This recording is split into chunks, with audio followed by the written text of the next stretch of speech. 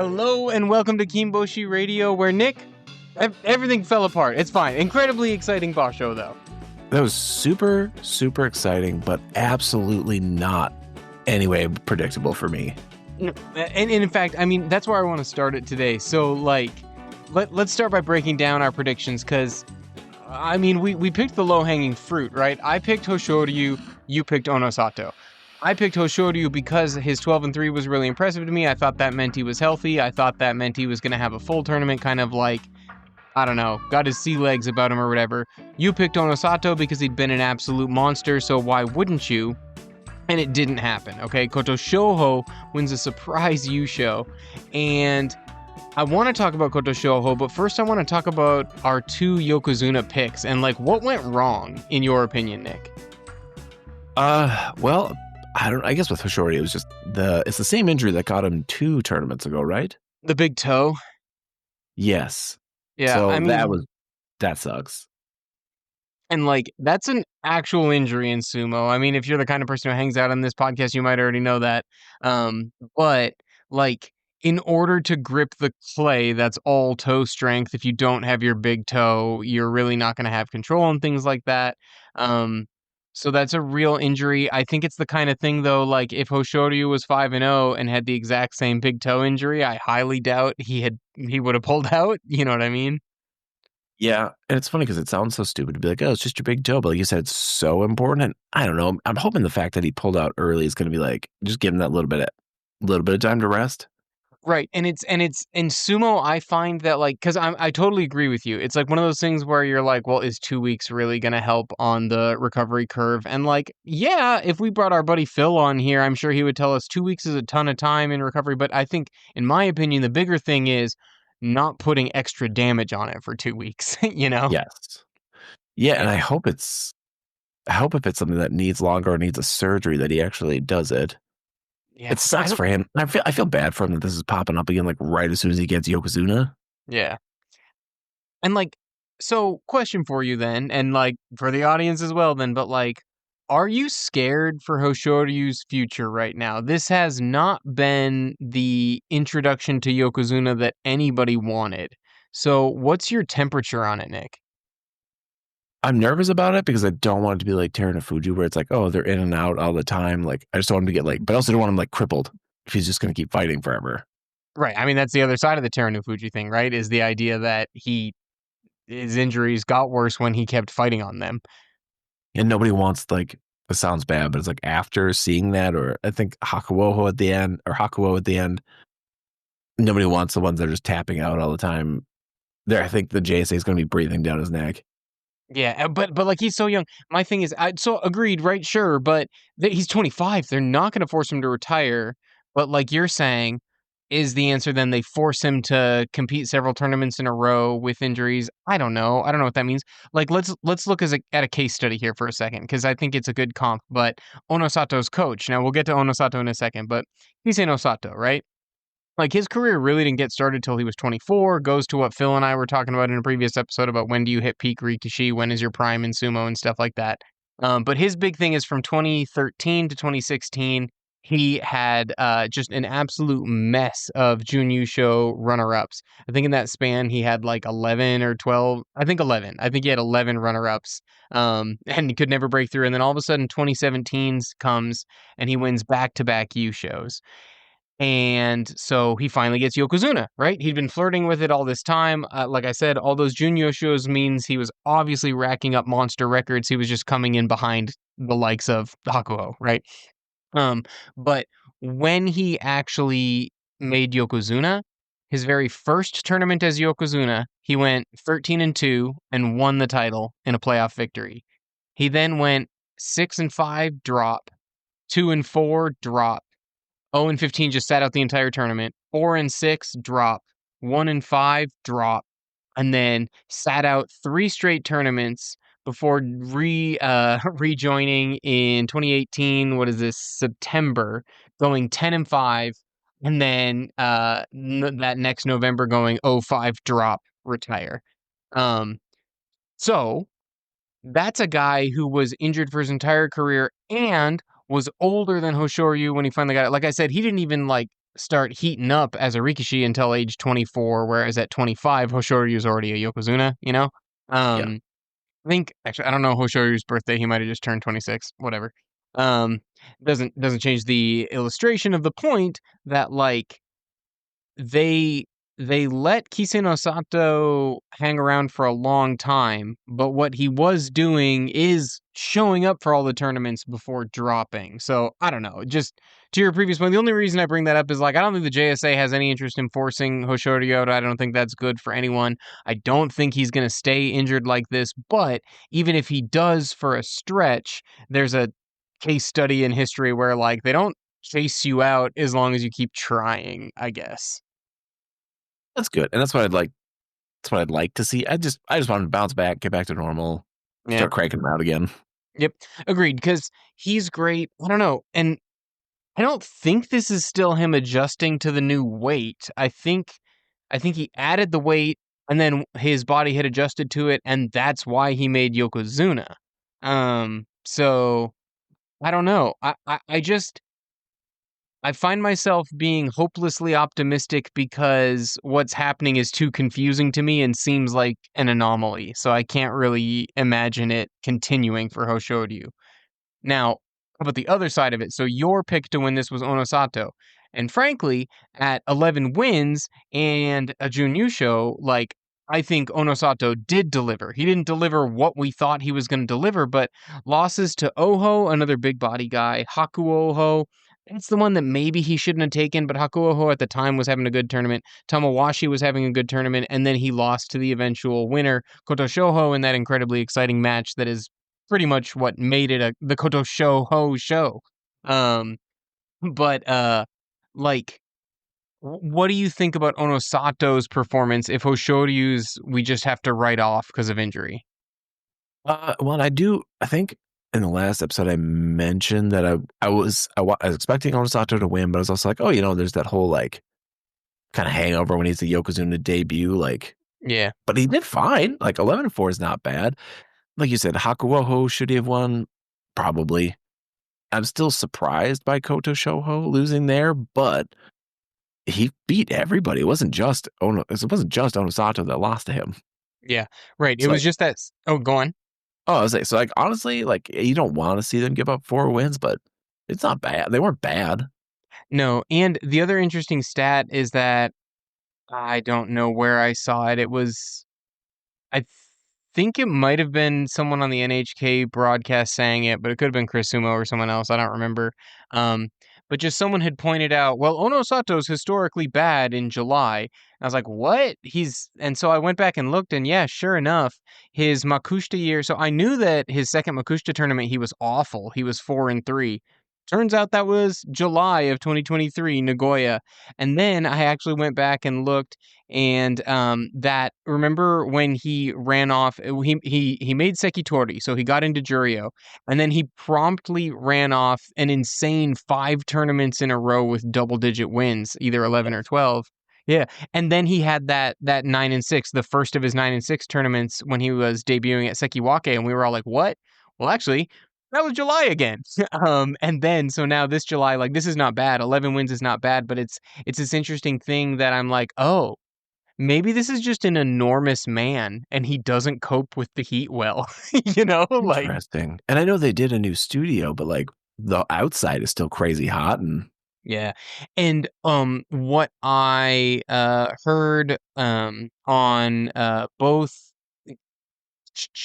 definitely the Sumo Mainichi people brought up this point, and I think Goose on Sunday Morning Sumo Show said it as well. But the idea is on the clay, on the dohyo at the center of IG Arena, like the air conditioning works in IG Arena, whereas it did not work in Dolphins Arena.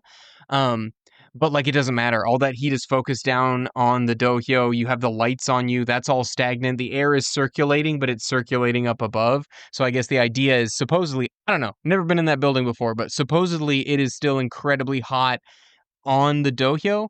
But this was not, as Goose and JJ like to call it, the slippery basho. Like we did not see what you and I are used to seeing, which is like Sadano Umi looking like he just got out of the pool on some sort of sunscreen advertisement, Um, Except, except for Aonishiki on the last day, sure did. yes, and maybe those are nerves. Maybe those are nerves. But I'm with you also just to reinforce your point. Like it's still hot outside. That still impacts their training. Going inside and out. I don't know about you, man, but you and I were talking even before the pod just now about like how obliterating this summer has been, and especially with higher humidity and things like that. And I'm so tired when I come in from outside into the air conditioning and then go back out. You know what I mean? Like, I think that radical changing of temperatures, even if inside the arena is air conditioned and inside your temporary lodgings are air conditioned, yeah, like going back and forth, I think it does take it out of you, to your point about the outside heat. Long story short, I think that we have to pay attention to this weird little trend. And again, he was not bad. We just thought he was going to contend for it. Now, the one guy we did pick is we talked about Kusano as a dark horse. That did prove true. And so I do want to talk about this even vis-a-vis our two Yokozunas and just like when I dug into some stats and I found that this sort of like supposition is not actually true, but I'm going to throw out the straw man argument anyway. It's this idea that since 2020, so really like, when we're coming down off of the Hakuho era, him and Kakuryu were sitting out pretty much every tournament at that point before we'd really gotten Teru, but even when we got Teru, he was injured. Like this idea that like, man, Maegashira win more bashos than Sanyakus are certainly Yokozunas, which is not historically the case. The usually it's always the Yokozunas. Well, but actually that supposition is wrong too. So since 2020, there have been 8 Maegashira men who have won Yushos. I think because of the one canceled tournament, and we haven't finished this year yet, so that's 8 out of 27. Um, so Is that really, it? yeah, right, right. Okay, thank you for that reaction because that's in my head. In my head, it's like Maegashira's are winning constantly, and then you look at the numbers, and it's just not true. Oh, yeah. I really thought it was like double that. I did too. I did too. And so that's what I was interested in here. So like, long story short. The reason I bring this up with Kusano is this idea of Chris Sumo just said something that actually I saw in a John Gunning article like a year ago, I think, and I'm sure other people have written about it too. But this idea that um, college sumo has reached a point where because they're using sports analytics and modern sports science, and because more kids are going to college, and so the athlete pool is better at that level, instead of guys like when they're 14 or 15 joining a stable, like that's not really happening anymore. There's this idea that um, the young guys coming out are ready-made products, and that supposition comes out. That's why I think the John Gunning article was when Takeru Fuji went through and then won, right? It's this idea that like, well, yeah, Takeru Fuji won in his debut, but this guy's not your typical debut performer. This guy is a former college stud, stuff like that. So Kusano would have been that same narrative, and he did contend in this, but I think it's interesting that it wasn't him that got it done, but a guy who took a more traditional route, Kotoshoho there. But still, let's dwell on Kusano for a second. How did you feel about Kusano's performance? I was very pleasantly surprised Yeah. by Okay. that. Yeah. Tell me about it, because I had pretty high. Again, I picked him as my dark horse. I thought he would contend for this. So a Jun Yusho is what I thought he was gonna do. Yeah, I'm looking at it now, and like, yeah, he didn't fight like a whole lot of the Sekewake. Lost to Wakatakakage, or yes, beat Kirishima Mm-hmm. and beat Takayasu, but none of them were having bad tournaments either. No, yeah, he got beat by Takayasu. Yeah, he beat Kirishima and Aonishiki, lost to Wakatakakage and Takayasu, beat a Mitakeyumi who was shockingly good this basho. Yeah, Like really contended with some of these upper, more experienced people, and like that was a nice surprise. yeah. I think so too. And so I think the guy's good. He's obviously he's a Hakuho boy. He's a Miyagino boy, just temporarily fighting in Isegahama stable. I still hold out hope that they'll all split out and get away from that horrible regime, even now run by Terano Fuji and their horrible stance on competing through injuries. Um, but so I thought that was really impressive to see Kusano come out. And I think it's interesting that he beat Aonishiki, because not that I'm trying to jump off of him, but Aonishiki was the story. You and I have been hyping Aonishiki for, I kid you not, 3 years, maybe. I don't know. There's like, dude, there's like a horrible thumbnail. We've been doing this for a little bit, but where I just like have an awful Photoshop of Tochinoshin's head and like Aonishiki's head, like a passing the torch kind of thing from either 2 or 3 years ago. Um, but we've been following him forever, and then when it finally became crunch time, I don't know about you. I think I led you astray because I balked, right? Like I just thought that because in two straight basho, I had seen Aonishiki get housed by Daisho. I was like, he needs his punch in the mouth tournament against Sanyaku before it's really gonna happen.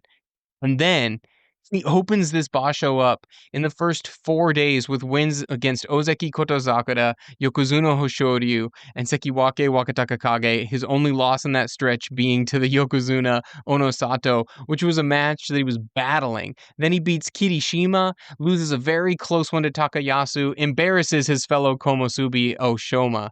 Like, that was like, I was just wrong. That's incorrect. He destroyed the Sanyaku. Nick, what happened and how was I so wrong? I was the exact same way. I was like, there's no way nobody gets just shot up there by these things Yeah. and then does well. Nobody, like almost never. Mhm. Like you said, like we've been talking and hyping him up, but we're like, I was doing the same thing. I was like, oh man, if he can go positive, that'd be super cool. He dominated the Sanyaku almost entirely. I'm like, oh my God, you're legit. We were legit. Me and you were sitting there like in our May review. We pegged him to go 6-9. I think we did improve off of that. I think we were waffling. We were in the no. I think he can Kachikoshi. I think he can go 8-7, especially when we found out Daisho wasn't competing. But I did not expect like he was 11-4 with the Jun Yu show, but that was with back-to-back losses the last 2 days to Kusano and Kotoshoho. The man was 11-2 after 13 days. What? And I know it's like, it's always kind of like a wild hypothetical when we're like, oh, could you make Ozeki by the end of the year? He could. Yeah, this is If now. he keeps this up, he legitimately could. And I'm glad you brought that up because here's what I want to bring up. Again, I brought him up before, but Goose from Sunday Morning Sumo Show, it was interesting. It might have been when he was on Let's Learn Sumo, but I think it was when they were on their own channel. But he just like correctly pointed out something so obvious that I definitely didn't notice it. So like, because what he's just correct. He was like, he's putting up Onosato numbers. And that's just true. And somehow in my brain, I just never really thought that. But so then on like the mid-basho show, I just did a little breakdown already, but this is the first time I'm having this conversation with you. But if you like zero set Onosato and Aonishiki for when Aonishiki made it to the mid-makushtas, because obviously Onosato got to come in Maizumo because of his previous career. So throw out the fact that Aonishiki went 7-0, 7-0, 6-1, 6-1 in his first 4 tournaments because that was him fighting up from the low ranks, right? Um, and then Aonishiki in his start of his career goes 6-1 from Makushita 17, 6-1 from Makushita 4, 10-5 from Juryo 11, 12-3 from Juryo 5. 11-4 from Maegashira 15, 11-4 from Maegashira 9, with Honto shows in both of those. Then you compare that to Onosato, 6-1, same as Aonishiki, 4-3, way worse for his second Makushita performance, but just struggles into Juryo. Then 12-3, 12-3. So he actually outperformed Aonishiki there, who had his first Juryo tournament as 10-5, but they both went 10-3 for their second Juryo tournament. Then Onosato comes in. And when he makes his debut at Maegashira 15, he's 11-11-12. Aonishiki is now 11-11-11. Like Aonishiki, these numbers are freak numbers he's doing. And the reason we know they're freak numbers is Onosato's a freak. He's the fastest Yokozuna in history, and Aonishiki is putting up Onosato numbers. That's so wild. I genuinely didn't know that. I'm looking at this now. So if anybody likes numbers, I always plug Sumo Stats. It's like the greatest website of all time. This is wild. I didn't realize, like, we talked about how fast Onosato came up and how he was such a freak and like there shouldn't be able to pull up these things. And now he's doing the same thing. Exact same thing. And this goes to your point that you just made about like us. We were talking about like who can make Ozeki in the year. You know, we understand that it's hack, but it's interesting. So we talk about it. But like, yeah, Aonishiki's averaging 33 wins over the last 3 tournaments, and he's got a Jun Yusho. Technically, if all 3 of those tournaments had been from Maegashira 1, he would just become a Yokozuna. So now, like you're saying, I think he's going to make Komusubi. I do not think they'll double jump him to Sekiwake, because if they were going to do that kind of stuff, they would have put him at Komusubi. Like they want to slow walk him, I think, same as they did Kotozakura. Plus, there's not necessarily room at Sekiwake. Just whatever. We can talk about Bonsuke stuff another time or later today if you want, man. But like again, he's never gotten less than 11 wins in his entire Makuuchi career. So to your point, Nick, I'm like, yeah, sure. The Ozeki by the end of November. Let's do it. Forget it. Oh, absolutely, because he's going to bump up to Komusubi, and then I see it. He's already beaten all these guys. He can't be scared of them anymore, right? No, I mean, this is my prediction is. Oh, it's a little. No, he can do it. September Komusubi, November Sekiwake, January Ozeki. yeah, I agree. I think we just shouldn't pick against that. It's just like the man is a monster, and there's nothing else to say. He's so good, and he's beaten everyone, and even like the Kirishima win, right? Let's talk about that. We can keep talking about Aonishiki if you want. Slow me down on this, but I did want to go back to that just because that came up when we were talking about him. And you know, like early on, he's not necessarily competing for the Yusho after the Takayasu loss, right? Because at that point, Aonishiki is 4-2. We've seen 4-2 records really kind of peel off. Like we were still impressed with him, but uh, before the Takayasu loss, when he beat Kirishima on day 5, put the only loss on Kirishima. Like I still thought Kirishima was going to win this thing, and so I thought that was going to be a great win for him coming through here. Kirishima, what happened, Nick? He fell apart. Fell apart in a way that made no like. Let's see. Day 10, he has 2 losses. You're like, oh, he got Chikoshi, fantastic. Onosato loss, sure. But you're Kotozakura, maybe. But then Kusano, Kotoshoho, Wakatakakage. I'm like, you shouldn't have lost those. And the thing is, like, we thought we had like the Awakened Beast version of Kirishima, and we just didn't. We have the same Kirishima we've had for, well, since he lost Ozeki and switched Sables, right? This is the guy who has a really good basho, and then a meh basho, and then a really good basho, and then a meh basho. I thought he was finally going to string 2 good ones together. Nope. 8-7. Meh. Right? I Isn't that like where him so much, and I just don't think at this point he's going to get back to Ozeki. No, this was it for me. I mean, I was already broken. Our buddy Phil, who I mentioned before, like, is still always like wildly waving the Kirishima banner, but I'm just like, it is not. This was it. He needed to have a good. Technically, he could have made Ozeki if he had gone 14-1, and I was sitting there like, oh my gosh, is he going to run the table and win this thing? The Yokozunas don't look good. Oh, it's just a bunch of Maegashiras like Ichiyamamoto in there and Tamawashi. He can do it. Yeah, I'm with you. I don't think he ever sees Ozeki again, and that's fine because No, because he still has to go 14 next time. That's not going to happen. No, there's more than enough left in the tank with Kirishima to win multiple U-shows the rest of his career. I just, at this point, technically, again, Phil and I did that Peak Rikishi episode. Go back and listen to it if you guys want. It's the audio-only version, so find us on Apple Podcasts or Spotify.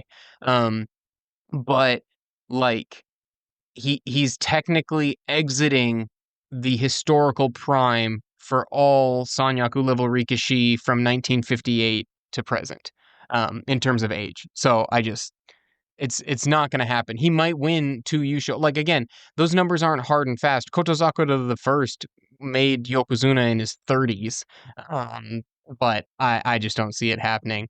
No, and I think where he's at with like the kind of bouncing around, like, but not really going negative too often.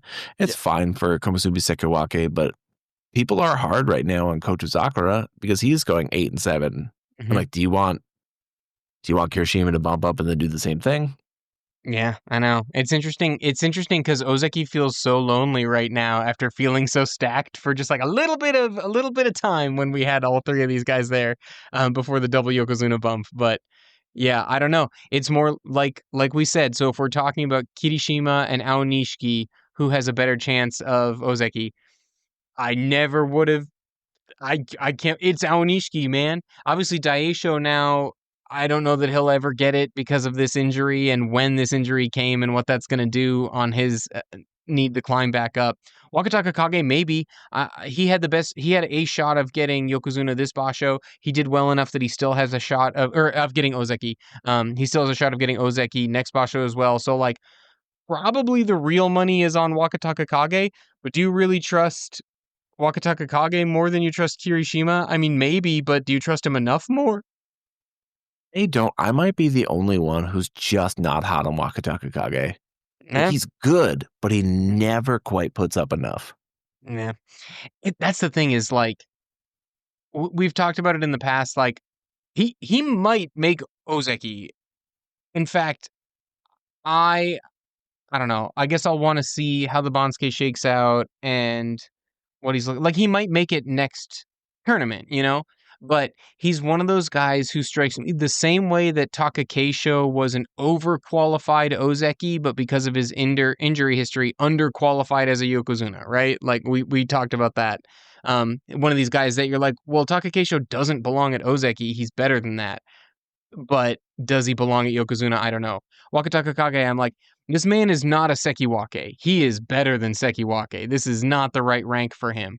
But then, like, to Ozeki, I'm with you. Like, does he get to Ozeki and then reel off a bunch of Kotozakura 8 and 7s, which will make everybody mad? I don't know. Maybe, you know? Yeah, it's impossible to know, but Yeah. it's just something in the back of my head. Yeah. What about I mentioned him briefly there, but the other guys, so like the midway point of this tournament was insane. So I'm sitting there and I was loving it, right?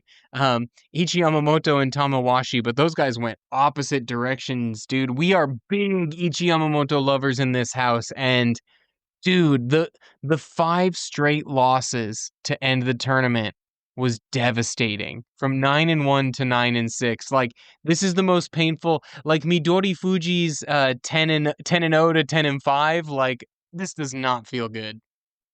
No, and they weren't surprised. Like, truth, I love Ichiyamamoto, but he is just not a top level fighter. Mm, So it's like when he hit that and they just like they punched him back down. Except yeah. for Fujinawaka, I'm like, oh, Measure 14, you should have won that one at least. Could have ended on a positive note, but No, I'm like, are you demoralized now or something? I mean, Fujinoka was good, but like he's small and he's got a short wingspan, so you would have expected plan A for Ichi Yamamoto to have been good in that fight to keep him at a distance and keep punching at him. And then plan B, like in the first 5 days anyway, Ichi Yamamoto's belt fighting was actually pretty good. And so like I would have expected him to be able to recover there, but I don't know. Who knows? Like, I've never been a Rikishi. I don't know how you feel after 4 straight losses and it's the last day of a tournament and it's hot and your body hurts. And out of you for 4 straight days is probably not great. yeah, I hear you. And just like, what are you gonna do? And then the Um, Iron Man coming out of it.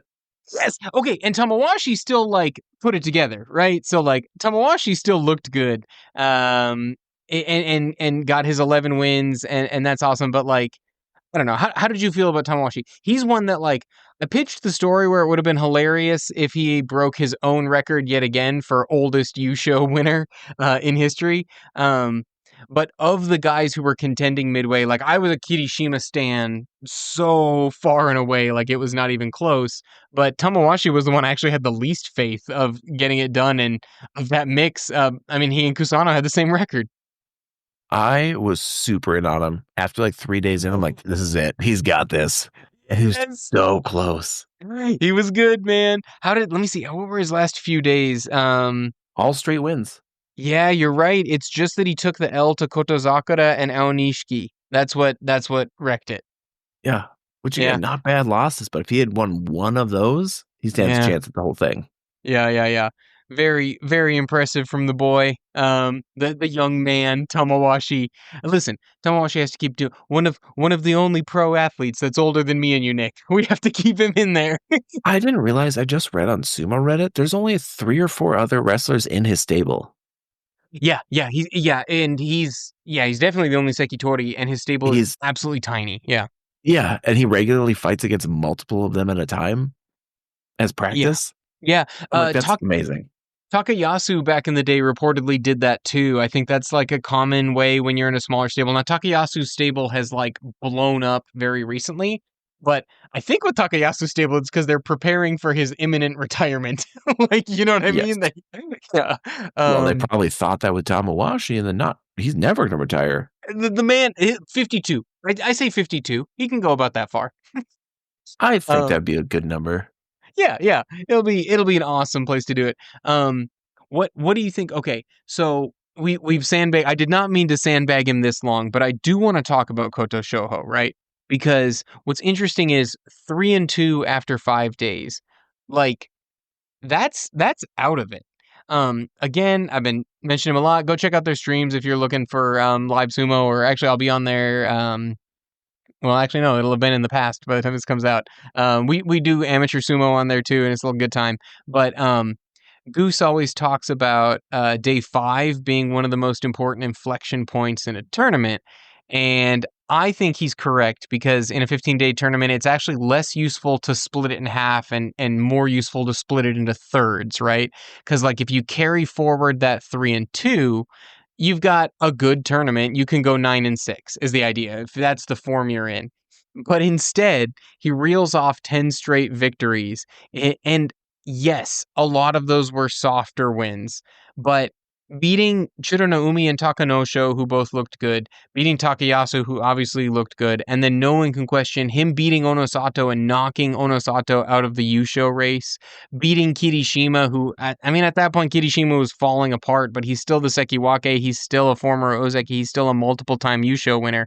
And then on the final day, Aonishiki having a chance to drag himself and Kusano back into the title, and Kotoshoho just slamming the door. How many times in recent memory, Nick, have we seen guys blow that? In fact, we've seen Takayasu do it multiple times, Most blowing of the that like, time. yeah, Kinbozan, we saw blow it earlier this year. But this idea of like, that to me is the most impressive part. Seeing Kotoshoho have the chance to shut the door and actually do it. His Tachi looked quick. He's a big bodied guy. I made a little post on the YouTube channel. You can go back and read it if you want. It's in the community tab. But about how, like, just talking about Kotoshoho was the new hotness when he was coming up and screamed all the way up to Joijin. He went to Saitama Sakae, the like the ultimate sumo high school with Kotoshoho and Oho, I think they were all there together. But like then he got injured, he had a bad tournament, things just fell apart, and he looked like a guy who was going to be a mid Maegashira for the rest of his life. So it's like he's got the pedigree. His Tachi looked elite, and then like slamming the door on Aonishiki, who we are both now convinced is the real deal, the truth, a guy fighting at the level of definitely level of a Sekiwake, if not fighting at the level of an Ozeki. Um, and to slam the door on him also tells me he's got that mental toughness that I thought was gone. I thought that he had this promising start to his career, had some bad things happen, and now he's just like out of it, right? He's just coasting. And maybe this is a change point for him. Like, what do you think about what Kotoshoho just did and what it means for him moving forward? So, personally, I do think it was a kind of a fluke. I don't Yeah. think he's gonna do it again. Okay. Just to rain on that parade. But like one Yeah. fun little fact before we jump into this too is when we do our just like for fun friend group Yes. sumo Yeah. drafts, Yeah, there's we only do. like We play fantasy sumo five, by our own rules. Yeah. Uh-huh. there's only like 5 wrestlers who don't get chosen, and he was one of them because everyone's like, Koto Shoho, not a chance. No. Uh, so yeah, for a little, not that this means anything to many people, but like Kotoshoho, we score points in 25 point increments, and Kotoshoho was only like 75 points off from winning the entire tournament by himself in the number of points he scored. Yeah, get special prizes, win, gold stars, everything. I love But it. Yeah.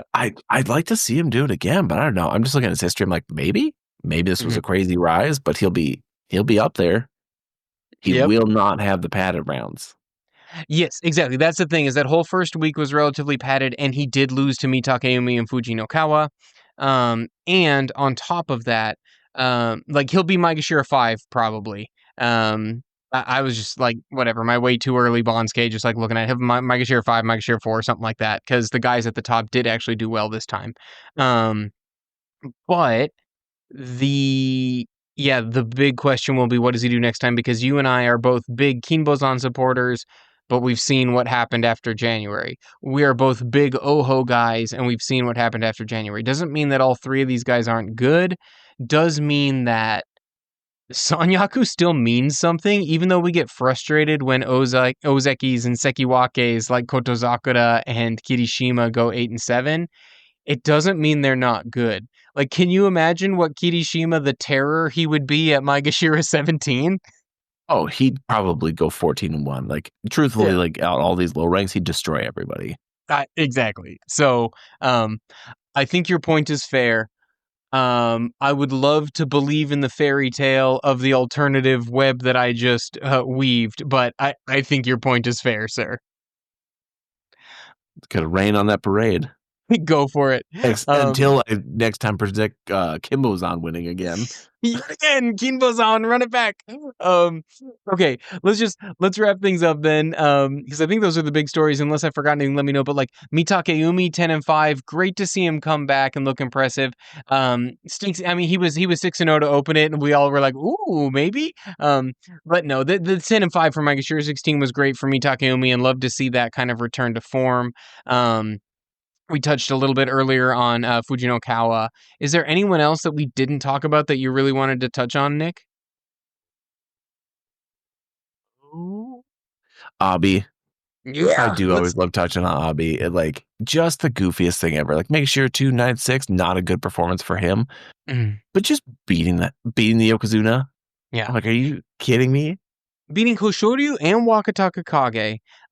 Like, Just well, yeah. just tripping up the Sanyaku as always, and I Yep. love it. It makes me laugh every time. Yeah, he was good. This is Abi's another one of those guys who, at this point, not that he's not still good, but Abi's in his 30s now, and so we're seeing a different phase of Abi's career. But he's still the dream killer. He's still out there doing it. I think that he's going to end up getting brick walled and only go up to Maegashira 1. But that's hilarious. Just more dream killing feasting for the boy. Yeah, I mean, back to back Wakatakakage and Hoshoryu, and you're like, those are really good fighters. I know. Avi's great, and love to see it. Always a safe. I believe he was your dark horse pick this time, and so always a Always. safe dark horse pick. Love it. Yeah.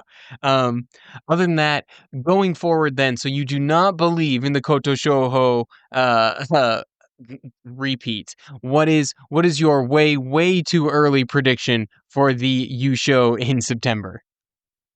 Oh, I mean, the safe bet is always Onosato. That's mine too. But I do think if Aonishiki he might be able to push back again.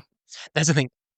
That's the one point we talked about Aonishiki and Onosato and kind of compared the numbers in their careers. The one thing where Onosato truly had the edge over Aonishiki is at this point in Onosato's career, where he was in Onosato's case, they actually jetpacked him and put him at Komusubi instead of Maegashira 1, but whatever, Bonsuke's are funny. That's the way it works. But when it came down to one win, Onosato had 12 wins, and that gave him a Yusho. And so I'm like, okay, is he 90% of Onosato, or is he actually Onosato? So I'm with you. Like, that's the one I want to see is, does he truly push for a Yusho next time? Because he was pushing for it this time, but back-to-back losses is not what you want to see. No. Yeah. I love it. In that case, thanks for listening, everybody. Can't wait till the next basho.